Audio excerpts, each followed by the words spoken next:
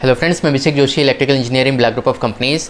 दोस्तों, आज हम लोग बात करेंगे ट्रांसफार्मर के हमिंग साउंड के बारे में। एक व्यूअर का मुझे कमेंट आया था कि ट्रांसफार्मर में हमिंग साउंड के पीछे का टेक्निकल रीज़न क्या है, इस पर एक वीडियो बनाइए।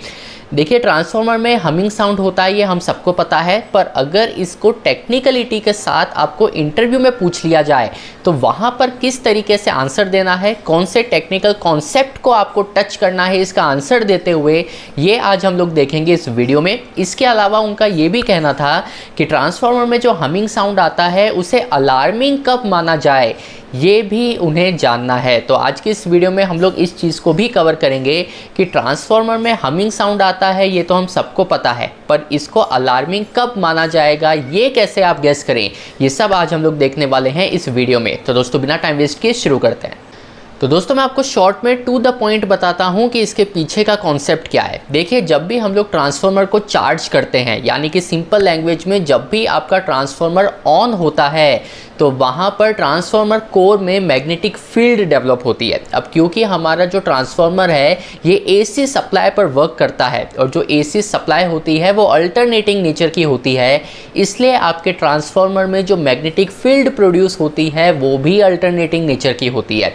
तो जब आपका ट्रांसफार्मर चार्ज कंडीशन में है, जब उसमें मैग्नेटिक फील्ड क्रिएट हो चुकी है, प्रोड्यूस हो चुकी है, तो ये मैग्नेटिक फील्ड भी अल्टरनेटिंग नेचर की ही रहेगी। अब क्योंकि हम 50 हर्ट्ज साइकिल पर फ्रीक्वेंसी पर वर्क कर रहे हैं, तो ये जो मैग्नेटिक फील्ड है इसका डायरेक्शन बहुत ही रैपिडली चेंज होता है, जिसके वजह से आपके ट्रांसफार्मर का जो कोर है ये बहुत ही माइन्यूट लेवल पर एक्सपैंड और कॉन्ट्रैक्ट होना शुरू होता है। क्योंकि आप 50 हर्ट्ज फ्रीक्वेंसी पे वर्क कर रहे हैं और क्योंकि आपका जो सप्लाई का नेचर है ये अल्टरनेटिंग है, मैग्नेटिक फील्ड भी जो प्रोड्यूस हुई है ये अल्टरनेटिंग नेचर की हुई है, तो आपका जो कोर है ये बहुत ही तेज़ी से एक्सपैंड और कॉन्ट्रैक्ट होना शुरू होगा। और यही वो रीज़न है जिसके वजह से हमें हमिंग साउंड सुनने को मिलता है, यानी कि ट्रांसफार्मर में जो हमिंग साउंड प्रोड्यूस हो रहा है वो बेसिकली इस वाइब्रेशन के वजह से है, इस मैग्नेटिक फील्ड के प्रोड्यूस होने के वजह से है। यहाँ दोस्तों, टेक्निकली आपको ये चीज़ पता होनी बिल्कुल ज़रूरी है कि ट्रांसफार्मर का जो हमिंग साउंड है ये हमेशा कांस्टेंट रहेगा, ये ज़रूरी नहीं है। ट्रांसफार्मर का जो हमिंग साउंड होता है ये ट्रांसफार्मर के परसेंटेज लोडिंग पर डायरेक्टली डिपेंड करता है। इसका मतलब ये है कि जैसे आप अपने ट्रांसफार्मर पर लोड बढ़ाते चले जाएंगे, आपके ट्रांसफार्मर का जो हमिंग साउंड है उसमें भी आपको चेंजेस देखने को मिलेगा। ट्रांसफार्मर का हमिंग साउंड बढ़ता है जब ट्रांसफार्मर पर लोडिंग हम इंक्रीज़ करते हैं। इसीलिए दोस्तों, ये तो सबको पता है कि ट्रांसफार्मर में हमिंग साउंड आता है, पर इंटरव्यू में जब आपसे ये चीज़ पूछ ली जाए तो ट्रांसफार्मर का जो कोर है ये एक्सपेंड और कॉन्ट्रैक्ट होता है बहुत ही माइन्यूट लेवल पर, लेकिन बहुत ही रैपिडली। ये चीज़ आपके आंसर में आनी चाहिए और इसके पीछे का जो रीज़न होता है वो है आपकी अल्टरनेटिंग सप्लाई के वजह से अल्टरनेटिंग मैग्नेटिक फील्ड का क्रिएट होना। अब दोस्तों, बात आती है कि ट्रांसफार्मर में हमिंग साउंड तो आता है, किसी में थोड़ा कम, किसी में थोड़ा ज़्यादा आता है, पर वो कब अलार्मिंग होगा ये आपको कैसे पता चलेगा।